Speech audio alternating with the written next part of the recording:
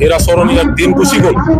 এইটো বড় জাতিগত পলিটিক্সটো এতিয়া BTC বাকীয়ে বুজি পাইছে আৰু তেনেকুৱা ৰাজনীতি কৰিবলৈ কাৰো মন নাই। আমি শান্তি বিচাৰিছো, শান্তি প্ৰতিষ্ঠা কৰিম। প্ৰত্যেক জাতি গোষ্ঠী ধৰ্মাৱলম্বী একগোট হৈ পেলাইতে এইটো সম্ভৱ। গতিকে সকলোৱে এতিয়া বুজিব পাৰিছে, উপলব্ধি কৰিছে যে হিৰাচৰণীয়া 10 বছৰ MP হৈ পেলাই কোন জাতিৰ কথা তেখেতে পাৰ্লিয়ামেণ্টত ক'লে। गसाइगावआव BPFनि गिदिरथार जयनिं हाबाफारि।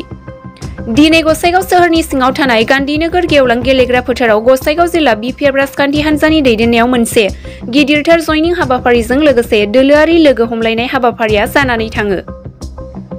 मख'नो गोनांदि बे जयनिं हाबाफारियाव मिरु आमसुनि लेङाइ आफादगिरि रफिकुल इस्लामजों लोगोसे UPPL BJPनि कंग्रेस आरो गोबां गुबुन राजखान्थि हान्जानिफ्राय 1000निबो गोबां BPF राजखान्थि हान्जायाव जयनिं जाफैदों। मख'नो गोनांदि बे जयनिं हाबाफारियाव गाहाय आलासि हिसाबै बाहागो लाफैदों बारग' BTCनि चिफ हाग्रामा महिलारि बिथांजों लोगोसे बारग' डिपुटि चिफ खाम्फा बरगयारि, सोनाब क'क्राझार विधानसभा बियाबनि MLA रबिराम नार्जारिजों लोगोसे गोबां BPF राजखान्थि हान्जानि दैदेनगिरि आरो गोबां BPF राजखान्थि हान्जाखौ मोजां मोनग्रा रोजा सुबुंफोरा बे हाबाफारियाव बाहागो लाफैदों। আজি গোসাইগাঁও ডিস্ট্রিক্ট BPF আহ্বানত গোসাইগাঁৱত এটা BPF সভা হৈছে।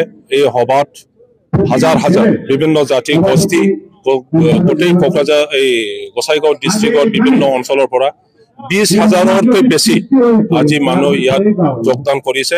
ইয়াৰ পৰাই আমি গম পাওঁ, ক'ব পাৰে যে আগন্তুক MP ইলেকশ্যনৰ কাৰণে প্ৰত্যেক জাতি গোষ্ঠীয়ে BPF সমৰ্থন জনাবৰ কাৰণে নাঙলত ভোট দিবৰ কাৰণে তেখেতসকলে সাজু হৈছে।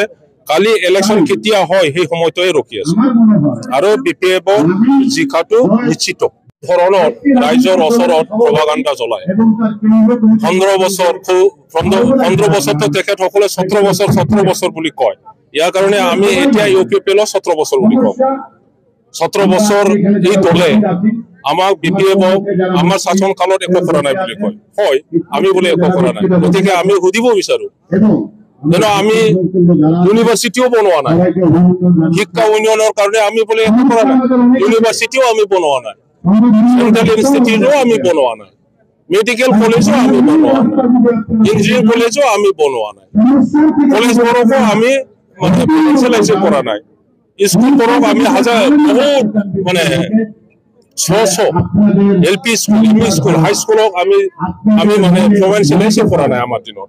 সেইটো কথা কয় আমি একো কৰা নাই। কৃষকসকলৰ কাৰণে যি 270 আমি ইৰিগেশ্যন বনালো আৰু এতিয়া কৃষকসকলে পানীৰ যোগান পাই আছে, সেইটো আমি কৰা নাই। এইবোৰ যদি কৰা নাই কোনে কৰিছে? ৰাস্তা ইমান BTCৰ কি অৱস্থা আছে? BTC গঠন হোৱাৰ আগত এই গোসাইগাঁৱত 1 কিলোমিটাৰ পিচ ৰাস্তা আছিল নেকি? আজি গোসাইগাঁৱৰ গাঁৱে ভূঞে গাড়ী তেখেতসকলে কেনেকে চলাই আছে কোনটো ৰাস্তাতে? আমি গৈ বনোৱা নাই। আমাক উত্তৰ দিয়ক যে স্কুল কলেজ নতুন এই UPPL চৰকাৰে 3.5 বছৰ শাসন কালত এটা যদি বনাইছে ৰাজ্যত আৰু হস্পিটেল এটা যদি বনাইছে তেখেতসকলে কওক। নতুন ৰাস্তা যদি বনাইছে কওক। কৃষকৰ কাৰণে ইৰিগেশ্যন এটা যদি বনাইছে তেখেতসকলে ৰাজ্যক জনাই দিয়ক। গ্ৰাম অঞ্চল বা কবাত ব্যৱসায়ীসকলৰ কাৰণে বস্তু বাহিনী বেচা কিনাৰ কাৰণে যদি এটা বজাৰ বনাইছে তেখেতসকলে কয়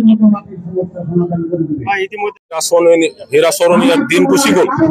এইটো বড় জাতিগত পলিটিক্সটো এতিয়া BTC বাকীয়ে বুজি পাইছে আৰু তেনেকুৱা ৰাজনীতি কৰিবলৈ কাৰো মন নাই।